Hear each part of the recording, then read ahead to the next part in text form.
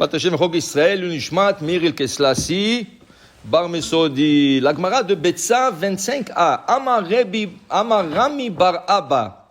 Dit Rami bar Abba, Efshet venituach be'ola, voadin la katsavim. Le sacrifice, dans le sacrifice qu'on mettait sur le feu, tout le sacrifice, Ishe reach nichoach l'Adonai. Ishe c'est la chaude esh. Reach nichoach, et ça fait monter une odeur, et Hachem, pour lui, c'était un plaisir de sentir les odeurs du sacrifice. Maintenant, tout le sacrifice, avant de le monter sur l'autel, tu coupes. Tu coupes les pattes seules, la tête seule, la queue seule. Okay? Il y a un sacrifice qui s'appelle Ola. Ola, c'est un sacrifice qui ne se consomme pas. Tous les autres sacrifices doivent être consommés par le Kohen et des fois, pas toujours, par le propriétaire. Mais si le Kohen ne goûte pas du sacrifice, le propriétaire du sacrifice n'est pas acquitté. Ça veut dire que si le Kohen n'a pas goûté au moins un steak, un petit steak de 30 grammes, là, c'est comme si le sacrifice n'a pas été emmené. Alors c'est une responsabilité. Imaginez-vous combien de milliers de sacrifices ont été emmenés par jour et le Kohen doit tenir tête.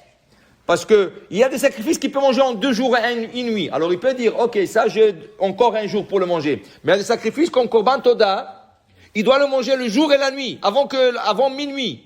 Okay? Et s'il ne goûte pas, tout le sacrifice ne vaut rien. Alors imagine-toi, le gars il a acheté un taureau pour $1000. Le Kohen a oublié de goûter, tout le sacrifice ne vaut rien du tout. Il faut qu'il appelle, Haïm, Mechila, tu sais, j'ai oublié de goûter ton sacrifice. Qu'est-ce que tu racontes des histoires? Non, je m'excuse, mais c'est comme ça. Il faut que tu emmènes un autre. Hein? Maintenant, c'est une responsabilité. Alors dit Rami bar Chama, mais il apprend une autre chose. Dit Rami bar Chama, je ne comprends pas. Il y a un sacrifice qui s'appelle Ola. Ola, c'est Holocauste, qui est complètement brûlé sur l'autel. Complètement brûlé sur l'autel. Il dit, pourquoi la Torah a dit le couper? Pourquoi il faut le couper? Tu peux le mettre en entier sur l'autel. Okay? Il dit, ça t'apprend à toi. Si Hachem a demandé que le sacrifice qui monte complètement sur l'autel, il faut le couper, Kal vachomer, à plus forte raison, Katsavim, le boucher. Mazé Kal vachomer la Katsav, c'est tzach lachtoch, lifne sheochel. Il doit couper avant de manger. Pourquoi, dit Rashi? Écoute, le katsav, des fois, il aime goûter la viande crue, tartare, complètement tartare. Alors, il vient manger. Attends, si tu prends un morceau comme ça et tu coupes un petit morceau pour manger, peut-être c'est terefa. On n'a pas encore vérifié complètement. Quand tu vas le couper en morceaux, là, tu vas voir, il manque un morceau ici, il y a un trou ici. Alors, viens, on vérifie tout l'animal. Mais si tu es trop pressé pour couper, pour manger, il y a un problème. Alors la Torah t'a appris derech eretz, ne sois pas pressé pour manger. Attends. Okay? Quand tu arrives dans un restaurant, tu as faim, tu veux manger. La Touda. Est-ce qu'il y a une Touda? Des fois tu rentres dans un restaurant, tu vois le gars avec la barbe, avec la kippa, mais il y a ni Touda, ni rien du tout. Alors tu te demandes, non, tu vois pas la photo de Baba Saleh? Tu vois pas Baba Saleh ici sur le mur? C'est vrai. Si Baba Saleh serait là et toi tu serais sur le mur, j'aurais mangé. Mais pas Baba Saleh là-bas. Tu comprends? Alors il ne faut pas être pressé. Le Yetzirah, il presse pour que tu ne réfléchis pas. Tu ne réfléchis pas. De le même ordre d'idée, la Gemara nous apprend derech eretz. Moi c'est derech eretz. Tu as les échalotes. Ken? Ne mange pas les échalotes par la partie verte, les feuilles. Tu manges les échalotes par en bas. Ken? Celui qui le fait, c'est un glouton. Ken? La même chose. Lo ishte adam koso bevat achat. Tu veux boire un verre d'eau. Tu ne le prends pas d'un seul trait. C'est un glouton ça. Ken? Vim shata, c'est gargeran. Alors, Tanoura Banan, Chachamim limdu. השותה כוסו בבת אחת זה גר גרן. לא שותה שלוק אחד. שתיים דרך ארץ. 3, si tu le fais en 3 gorgées, c'est gavtan. Les jeunes maintenant, qu'est-ce qu'ils font? Ils prennent des canettes, ils le percent à peine, et toute la journée, il boit. Il peut boire cette canette pendant 24 heures, le gars. Ça s'appelle arrogance. On ne peut pas faire ça. Il y a une manière de boire, une manière de se conduire. Tu comprends? Même chez le roi et tout ça, il y a des protocoles. le fourcheau, la fourchette ici, tu ne manges pas. Quand tu manges de la soupe, il y en a quand ils mangent de la soupe, on dirait une traîne. Oh. Derech Eretz, tu manges doucement, tu manges pas, tu fais pas du bruit. Tu as envie, lo simra, shishoti marak. Ça, c'est Derech Eretz. Ça, c'est la Torah. C'est pour ça qu'on dit Derech Eretz, Kadma la Torah. Il y a des choses que quand tu les fais et les gens te voient, ils disent quoi, ça c'est la Torah.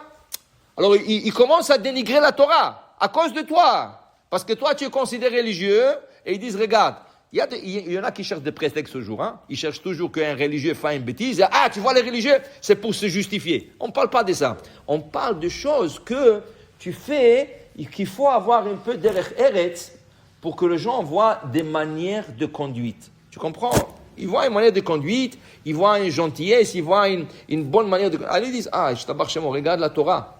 Parce que derrière, ça prend. Alors regarde, même comment boire et comment manger, c'est écrit dans la Torah, dans la Gemara. T'as envie?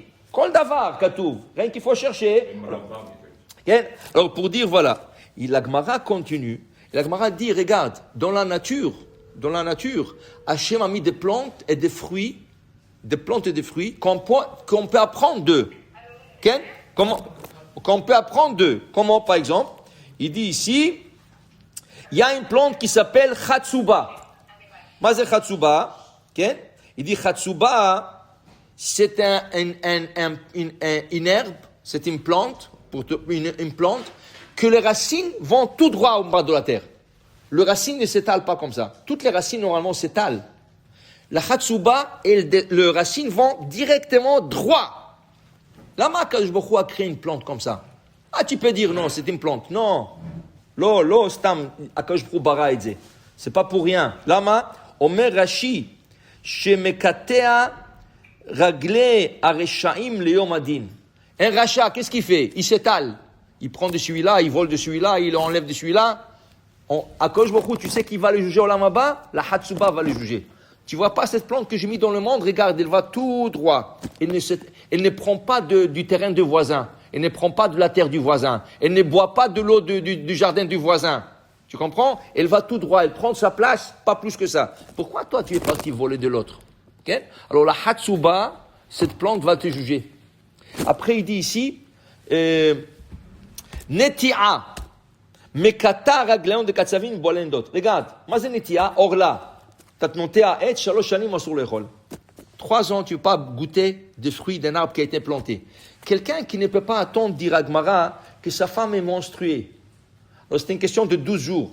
12 jours, 13 jours, ça dépend. Et toi, tu dis non, je veux ma femme. Écoute, l'arbre là, tu ne peux pas toucher 3 ans. Tu ne peux pas attendre 12 jours que ta femme va au mikvé. Alors qui va te juger? Un arbre va te juger. Un arbre orla va te juger. Il va te dire comment? Moi, personne ne m'a touché 3 ans. Tu ne pouvais pas toucher ta femme pendant 12 jours. Okay? Après, il dit ici, les lupins. Vous savez qu'est-ce que c'est des lupins? C'est comme des fèves jaunes. Et tu presses, il y a un petit trou, tu presses et la fève, elle sort. Okay? On appelle tourmousim. Okay? Alors, il dit tourmous, il va juger les Rechaïm. Vous savez pourquoi? Le tourmous, c'est amer. Pour qu'on puisse le manger, il faut le cuire 7 fois. Sheva pa'amim le vacheloto. Et chaque fois que tu le cuisines, il faut que tu changes l'eau. Parce que l'eau, elle devient très amère. 7 fois. À la 7e fois, il devient doux. Et tu peux le manger. Akadosh Baruch Hu, il dit à un rachat, comment ça se fait que tu n'as pas fait tchouva? Même le lupin qui était très amer, à la fin, il a fait tchouva, il s'est adouci. 7 fois, ça lui a pris. Et toi, 70 ans, tu ne pouvais pas faire tchouva? Alors, qui c'est qui va juger le rachat? Un lupin. Un petit légumineuse. Une petite légumineuse. Elle va juger le rachat. Elle dit, moi, je me suis adouci. Toi, tu ne pouvais pas t'adoucir pour dire que dans la nature, Akadosh Baruch Hu a mis des choses pour donner une leçon à Israël. Amen.